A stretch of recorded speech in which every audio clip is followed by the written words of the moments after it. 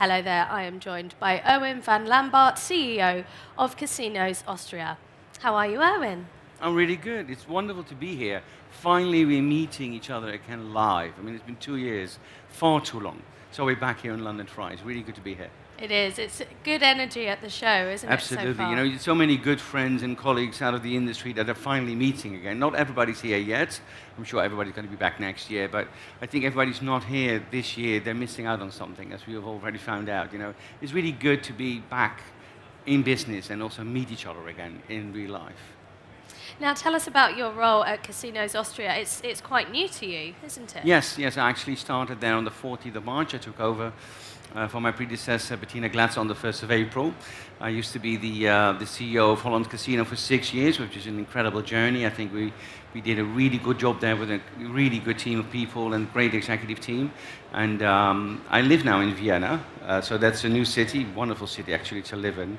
And it's a really good company. Obviously, what's new to me, that it's not only land-based casinos, we also have the online, which we had in the Netherlands, but we also have the lotteries, of course, and we have the Casinos Austria International Company, which has about 25 companies in 9 different countries. So it's a little bigger, a little bit more international, which I love to do, to work internationally. So it's really good fun to be there. Wonderful. And you're joining us at an exciting time for business and the Austrian market. What are you doing first? What are your first priorities? Yeah, well, but obviously, you know, if you start with a new company, as we all know, a CEO starts getting to know the people, you know, the real key people within the organization, the stakeholders. Obviously, we in our industry, there are a lot of them, as we all know.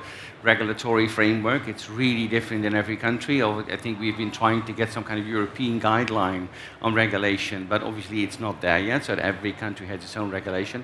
So it's really, obviously, very crucial for me to really understand that.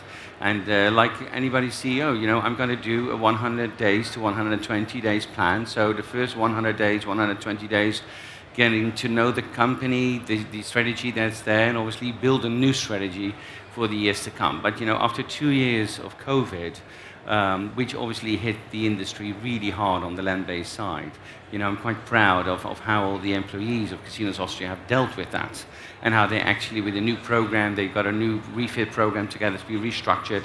It's not only a cost-effective program that they put into place last year, but it's also a plan actually to make it future-proof, so to speak. So that's really good to see that in the first few weeks that I've been there already. It's really great to see how resilient the industry has been during Absolutely, COVID. yeah. And I think, you know, it has been a very difficult time, as we all know, but I think that the industry as a whole did really use that time really well.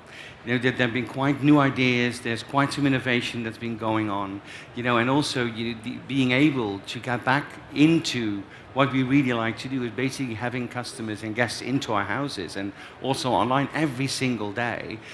It's really good to be back actually in that live segment as well. But it, you know, it has been a very challenging time, as we all know. The good thing, though, is that I think that's something that also from the European Casino Association, we see this in many countries, is that once, you know, those COVID limitations have gone, people do want to come back to live casinos, and they will continue to play online. So I think, you know, having these new chances for the next few months and this year, I think, you know, we need to be positive about what we have achieved altogether. And we are in a pretty good, you know, position as an industry. There's some challenges, but we'll overcome them because I think we can do that. And having come from Holland Casino, what did you learn from your tenure there that will inform your approach to managing Casinos Austria? Well, I think, you know, the most important lesson I think that we've learned with Holland Casino is that we've been talking within the industry about millennials and getting younger people into land-based casinos. And everybody's been trying out, there's been a lot of trial and error around the world to try to find that. But I think that I personally, but also with the executive team of Holland Casino, we found that a younger generation, 25, 30, 35-year-olds, actually do like the land-based casino a lot, as long as it's the table game. So they're not that much interested in the slots machines per se, but you know, having the social interaction and really playing together and having good fun is actually something they really like. But you need to adapt the atmosphere to it. You need to have a product innovation element of it. It also needs something from the staff, actually, our team members who are at the table. But what I found out is that they are very interested in the land-based casino, and a lot of people think that's not the case. It is the case, as long as we actually innovate the model of it. So what we created with Holland Casino is we've got the next zone with us. So basically, it's got all the elements of the traditional casino, but in a much more modern way. It's all about the experience, right? It's not only about the game, it's about the whole experience as a whole. And I think, by having those in the casinos in Venlo and Utrecht, and also in Scheveningen now, so the Holland Casino has 3 of them. We're also going to introduce more of these zones in Casinos Austria. So we're going to put one into Baden. We're also planning to put someone else probably in Bregenz, which I think is going to be the future for land-based casinos to attract a younger generation. That's something that I will bring to the Casinos Austria organization. Now, to be honest with you, I do not believe in copy-paste. It's not that, so we've done something here, so we just copy it and put it somewhere else. It always needs to be original because, people are different, cultures are different, the behavior of people is different in every country. Although we say there's one Europe, it's still a little different everywhere. So I will not copy it, but I will learn and try to bring what we've learned from Holland Casino, but also of the great value that's already out there in Austria and within all the companies that we already have around the world. And I suppose one group of millennials in one culture may be very different to another set of millennials Absolutely. in a different culture. And so it wouldn't help to copy and paste anyway. Yeah, and also I think that, on a marketing front, very often people say millennials are 25, 30, 35-year-old. I think it has much more to do with behavior. So you can have a 25-year-old baby boomer, so to speak, and you can afford to have a 45-year-old millennial, because it's all about behavior and human interaction. And I think as long as we really understand what our customers and our guests demand from us and they are expecting from us, and you actually not over-promise, but over-deliver what they're expecting, they will come back and be very loyal to whatever we're offering. And I think that's a big chance we have for the next few years to come. And during the last few months of your tenure at Holland Casino, the market experienced a major development with the regulation of iGaming. With plans afoot to re-regulate in Austria, what does this mean for Casinos Austria? Yeah. It's what they call in Austria the Glücksspielgesetz. So basically, that's the new regulation in German regarding the game of chance. We're still waiting for an adaptation of the law because it has not come out yet. I think one of the most surprising things for me coming from the outside into Austria is that obviously we have a monopoly to offer, online casino products, but what we seem to have is only a market share of around 35 to 40%, because there are a lot of other companies offering sports betting, which is legal, and you have a license. If you have a license, you can offer it. But obviously, a lot of people go into sports betting, but actually play other games as well, which obviously which are not licensed, which is really weird to have a monopoly position with only having 35% of market share. So that's something that hopefully that's going to be taken care of by the Austrian government somewhere in due course, because I think that at the end of the day, customer protection is really crucial of our industry, but also to do it in a legal and also in a fair way. It always needs to be fair competition, I think, if there is going to be competition. So we're still waiting for that to come in. I do not know when that's going to come out. It might take a few more months, but we need to wait how it's going to go. From the online business in the Netherlands, it's quite interesting to see, that it opened on October 1st last year, and there are quite a few limitations marketing-wise there that are going to be introduced, because I think that Parliament thought, there was too much marketing, too much advertising, so we're going to bring that back. And I think that's a very complicated situation in every country in Europe, because you always need advertising to canalize everybody into the legal offerings and the legal operators where the control is there, and also people are really being taken care of on a customer protection from responsible gaming and anti-money laundering. So I think that some politicians in Europe, I think, are too simple in just saying, let's just ban advertising because then we're going to be fine. Actually, it's going to be a bigger problem, because in a year time people will go into the illegal circuit, and that's what we really do not want to happen anywhere in Europe, in any country. That's a great answer, thank you. It would be great to get your thoughts as well on the European land-based sector's recovery. What are your thoughts on that? Yeah, I think, we were actually meeting here, obviously, at ICE also with the European Casino Association colleagues, and I think the promising signals that we're getting is once those COVID limitations are taken out, people do want to come back to the land-based offering quite quickly, which is a really good signal, obviously. Now, we do not know how long that's going to continue. We all know what's going on with this horrible situation in the Ukraine. I mean, Casinos Austria, we're also helping again the Ukraine with our lotteries this week, or the upcoming week, to obviously get funds together to really help all the people who are in such a terrible position. And obviously that's going to do something to consumer behavior, undoubtedly, somewhere in the next few months. But the first signals across Europe, I think, are quite promising that, the guests are coming back. They did miss us a lot, which is really good. So I think that for the next few months we're going to be fine. The longer term, it's going to be a challenge because of the economical situation, consumer prices, inflation being there in a lot of countries. And so we need to adapt to that, and we need to adapt to that in a very early stage. But at the end of the day, I'm quite sure that we're going to be okay to really good in the next few years to come. In 2021, the ECA noted that properties still faced significant periods of closure. So we were talking about recovery there. Have you seen significant signs of recovery in 2022, would you say, or is it too early to tell? Yeah, I know from the last few weeks, I think that the majority of the European countries actually, somewhere in February or March or so, right, they took all those measures away, and people are coming back quite rapidly. So I think 22 is going to be, quite good, I would say. It will depend, obviously, on the situation country by country because of the economical situation. But, if you, I must be honest with you, it was much more stressful to be running a company that was closed for 10 to 12 months than actually being open. Because the number of executives that actually need to run the company is very stressful when you're closed. And there are thousands of people at home, like in Austria as well. Thousands of our people were actually at home. They wanted to come to work, but they couldn't. So hopefully that's not going to come back. Fingers crossed. Right. So I think, we've had that. Leave it in the past and look into hopefully a very bright future. It's going to be challenging, but our industry can do this. I'm absolutely convinced of it. That's a great statement, thank you.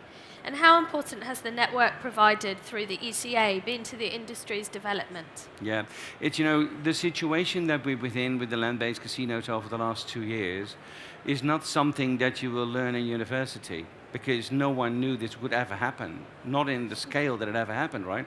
So it's all about really talking to your staff, talking to your stakeholders and the governments locally and internationally, and also to the colleagues obviously internationally, because the challenge was the same in every country. So how do we deal with this? How do we solve this? What are good ideas to really protect our employees, to protect our guests if they do come in, if the measures are there? How do we deal with this? And I think that on a European Casino Association level, obviously that's really fruitful to have a group of people being able to come together and to say, how do we do this? And to be very honest to each other, because we're very experienced CEOs, we run big companies, we know the numbers, we know the people, we know the strategy, but this challenge was completely new to all of us. And I think that what we've learned is that if we do share in a very difficult situation the knowledge and the insights on a European level, that's important. And I think that we also work very closely together, also from a Brussels office, regarding the anti-money laundering situation. I think that rightfully so, politicians are demanding a very strict policy on this. But I also sometimes believe that it's more about politics than about actually taking care of where the money comes from. And it needs to, we want to have regulation. We do not have any problem with regulation, not for the lotteries, not for the land-based casino, nor online, but it needs to be fair, it needs to be transparent, and it needs to have the real goal to protect our customers and consumers. That's the main goal. It's not about just having another rule in place because a politician can actually have some points to be scored once it's being in place. It's all about a really good business, reliable business, protecting our customers. That's what the ruling and all the regulation frameworks should be all about. And I truly believe that sometimes it's a little over-regulated, and that actually could harm our customers and consumers, because then they will try to find it somewhere else instead of with the legal canalization operators. They will go somewhere else, and we don't want that to happen. Not in Europe, not outside of Europe, and not in every single country, I think. That's really interesting in regards to the industry. I'm wondering how important the network provided through the ECA has helped the development of your career in gaming. Yeah. Specific to you. It's the, I think, if you learn, I always liked to work internationally. So I'm from live entertainment, hospitality, and television originally. So that's my background. And I used to work for Endemol and large international companies. So working internationally is always something that I really liked as a human being. Meeting different people, meeting different cultures, understanding what drives people. I think, in a way, human beings are all the same, and luckily we're all completely different. And I think also from an ECA perspective, it's really fruitful to understand what the culture is in every different country. So maybe it brought the executive search agency that gave me a call and saw me on the board of ACA at one point. I don't know, I haven't asked them. But being able to work internationally and bringing people together is something that I really like to do. So maybe I was a little lucky to be on the board of ACA as well, and they saw that, yeah. Very graciously said. And how are you enjoying ICE 365 Live? This is our first broadcast. It's really wonderful. It's an inspiration again to see a lot of people. Obviously there are a few people who are not here with a stand. They're probably going to be back next year, but it's really good to really talk to people again. I think, we all get used to Zoom and Teams and all these models. I think that's going to stay, to be honest with you. If we share information, if we give instruction out, if we want to talk to people, it's a very efficient and a very good way to talk to each other. That's always going to stay. But I think it's got to be and. It's not going to be if or. We're going to do it on Zoom, but we're also going to be meeting live, and it's really wonderful to be back here again.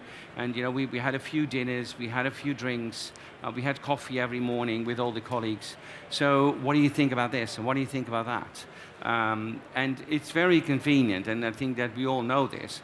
Within 4 days of ICE, you will talk to more people than in the rest of the year, which is why these kind of conventions exist, right? Otherwise, you need to call everybody, get everybody on Zoom and Teams and organize everything. You will bump into someone here who you probably not have talked to for 6 months, but it's very efficient. So I'd love to be back here. I'm truly convinced, being from live entertainment, which is an example I always gave, I'm actually convinced that gaming, also in the traditional land-based model, will always be there. I truly believe in the digital world. I truly believe in online. I truly believe in lotteries, which I'm now responsible for in Austria. But thousands of years, the Greeks played a game on the steps of a temple. Today, we all play in the way we played in 2022, and maybe in 200 years, when one of us lives on Mars, we are still going to be playing the game that we all love so much within this industry. So, and then it also means, meeting people. And so maybe, in 200 years, ICE will be on Mars. I don't know. But hopefully the next few years, we're all going to be back here in London. It's lovely to imagine living on Mars, playing a game. What game would you be playing if you were living on Mars, Erwin? I'm a real blackjack player. I'm not a heavy player, which is a good thing to say. I think you always need some distance from the product that you're actually, at the end of the day, responsible for. But I cannot play, obviously, in my home country, so I cannot play in Holland or in Austria, because, when you have the responsibility of running a company, you can't. But when I'm in Vegas or Monte Carlo or anywhere else, blackjack's my game. Brilliant. What are you looking forward to seeing at ICE London? Is there anything you would suggest going to see? It's the really interesting thing, I think, are the technological developments. It's unbelievable that we haven't been here for 2 years. 2 years along the line, technology has evolved so rapidly again. So then you think you understand what's coming up, and the next year, all of a sudden, there's something brand new. So talking around here also this morning, there's so many new ideas already, and they are not only an idea, they're already there. You can actually buy them, which is really good. So that's the thing that I'm looking forward for later today, to walk around again and being inspired about, oh, we can do this as well. We can bring in new ideas. You know, it's important if you, like I am, when you start new with a company, I will bring ideas that I already have in my head, which I think are good for the company, things that I've learned in the last 40 years that I've been working, but also probably one or two things that I've found here today already. I'm not going to mention what they were, otherwise our competition's going to do the same. But it was inspiring to be here, yeah. Well, it's wonderful to have you here. Thank you so much for joining us today, Erwin, and for giving us your insights. You're welcome. Thank you so much. Thank you.